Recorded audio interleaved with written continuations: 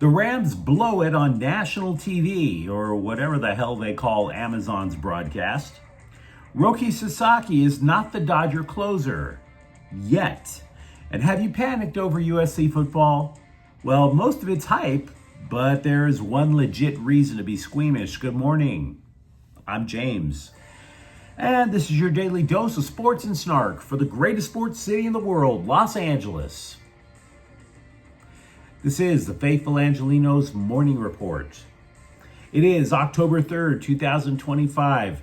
One more day out in mini scrotum before I get to go home, so I'm pretty happy about that. If you like being in the know about LA sports, clickety-clack the like button. Clickety-clack the subscribe button. There's a notification bell. Hit that. It'll let you know when we drop an update. Sharing is caring. Let people know we exist. By all means, comment. Now, before we go through the news notes, we have an expanded look at the scoreboard through football season, and we got a lot to talk about because Scum Francisco 26, Rams 23. It doesn't matter that this went to overtime. It doesn't. It's a bad loss, no matter how you slice it. This is why when I tell you that I make a confident forecast about a game, don't fly to Vegas. Just don't. The Rams should be and are kicking themselves over this one. The Rams didn't have Brock Purdy, Brandon Ayuk, George Kittle, Nick Bosa. The backup quarterback was dinged. 3 more wide receivers were out. You started with their number 5 receiver being the top guy in the pass offense. There is no escaping this. They looked past Scum Francisco. They allowed the Niners to bolt to a 14-point lead. They were playing catch up the rest of the way. How else do we know that the Rams looked past the Niners?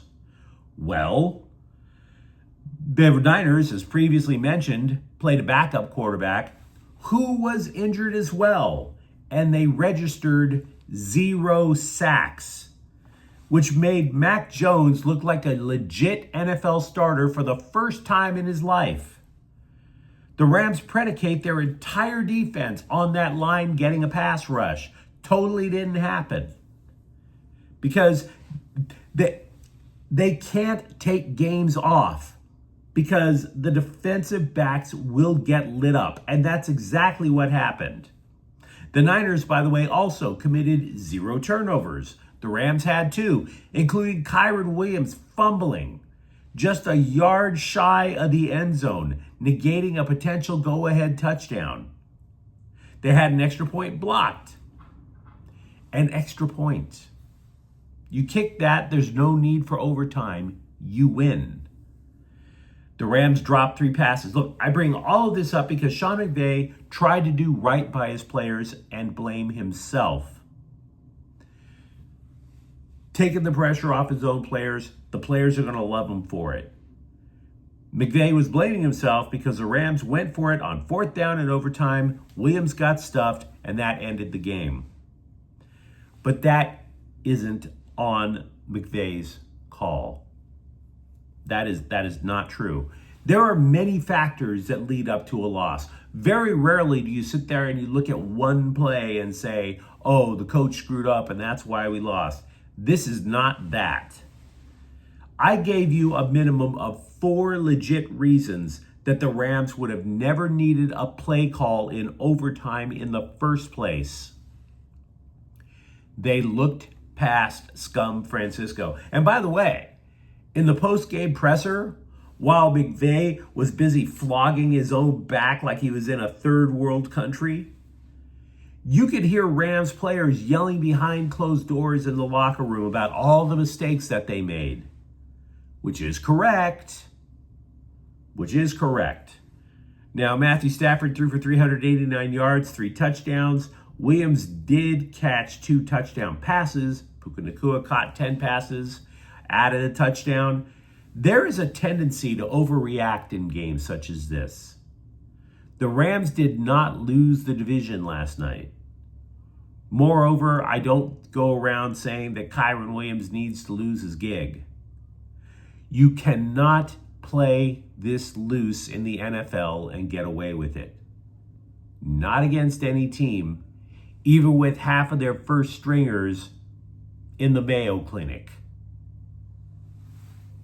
Meanwhile, there are no games involving LA teams today, so I wish you all the best of luck in chasing women tonight. Now let's get to the news. Dave Roberts didn't exactly commit to Roki Sasaki in the closer's role. He said everything but that. Quote, I trust him, and he's going to be pitching in leverage. So the more you pitch guys and play guys, you learn more, unquote. The reason everybody is hyping Sasaki as a closer is because Tanner Scott was the hottest of garbage. Can't get around it. Even he would tell you that. Sasaki, meanwhile, he comes back. Everybody knows he throws gas. He shuts down the Reds in the ninth of the clinching Game 2 with just 11 pitches, including a four-seam fastball that topped 101 miles per hour. But we need to tap the brakes a little bit. We were talking about this before the series. Cincinnati can't hit. Philly can. It's not that easy. Need a little bit more data before we start anointing people. Meanwhile, if you have spent nights alone staring at the walls of a soulless random motel with a bottle of some even more random liquor in your lap, not making a confession about anything, guys, and while doing so, wondering why the Dodgers bullpen has been a dumpster fire this year, Teoscar Hernandez has a theory. Now, to be clear, he wasn't specifically mentioning the bullpen, but you could apply this to the bullpen. The Dodgers played last year all the way to October 30th. We just started October. It's an entire additional month of baseball. Then they began the season March 18th in Tokyo. Quote, at the time you don't see it, but when the next season starts, that's when you start feeling your body not responding the way it should. You don't get as much time to be ready to prepare for next season. This one has been so hard. I've got to be honest. Working hard when your body is not even close to 100%. Unquote. Meanwhile, you might have noticed this. There have been 5 days of unrelenting panic porn about USC football. Some people enjoy looking at legit porn. Others enjoy typing out why you should panic. They always talk about how big the porn industry is, right? Nobody mentions about how big the panic porn industry is. There is much to be done. Oh, the clickbait. Oh, the Google ad revenue. All you have to do is talk about how much you hate Lincoln Riley. It's all over a last-second road loss, guys. A field goal as time expired. And the vast majority of the panic porn I haven't brought up. I don't even know if I've talked about USC football this week. But there is something that's definitely worth keeping an eye on. There are reasons to worry. We have been talking about the breakdowns in the secondary all year, particularly against bunch formations. An opposing team, they would put trips bunch in a formation off to one side, get those receivers to cross routes. Trojans DBs would run into each other like it's a Three Stooges skit. Well, USC is the 8th worst pass defense in the country, despite not having faced an upper echelon pass offense. 8th worst. 8th worst. The LA Times is reporting the coaches don't know who they can rely on among the corners and that they might have no choice but to rely on freshmen. But that is honestly speculation. Nobody is confirming it. The most confirmation that they could get is that Lincoln Riley would not rule it out. So, yeah, let's admit where there's problems. Let's not panic. Good news for a former Kings player. Phoenix Copley has a job. He got picked up by Tampon Bay. So let's be real. That's a wee bit of an upgrade. Good for him. The dude is 33, and as we mentioned yesterday, he should be credited for getting the Kings into the playoffs in 2023.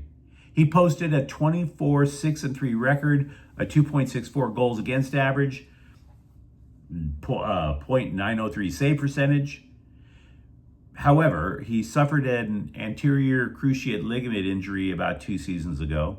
He hasn't received much playing time from the Kings since then because he was surpassed while he was recovering. Dave Rittich, Darcy Kemper, obviously. And we were talking about it yesterday. The one thing you can say about the Kings farm system now is that they have multiple goalie prospects. So somebody had to go. It was kind of obvious that it was going to be Copley. But you let me know what you think in the comments thread. Talk to me how annoyed or angry or whatever emo you have about the Rams. Go ahead. You have my permission. Let it flow. And for that matter, are you thinking that the Dodgers are playing with us a little bit, knowing that Sasaki has to be the closer? And if you enjoyed this update, don't forget to subscribe to Faithful Angelenos. We're talking LA sports every single day. Thank you for watching. I'm James. We'll be back tomorrow. Faithful Angelenos is a Kian Cortel Queso production. Take care.